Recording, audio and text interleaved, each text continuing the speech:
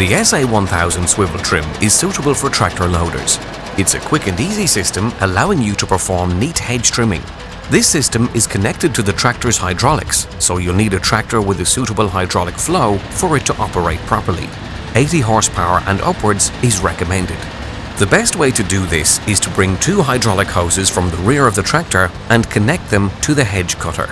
The extra auxiliary on the loader can be connected to the hydraulic ram. This allows you to move the hedge cutter from horizontal to vertical. This product has a spring breakaway which protects the cutting head.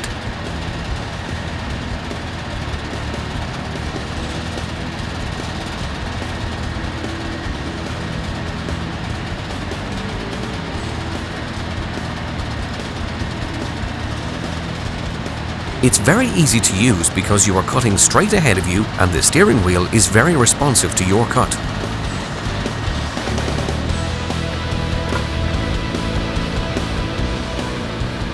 By removing one pin, you can easily swivel the head to the opposite side.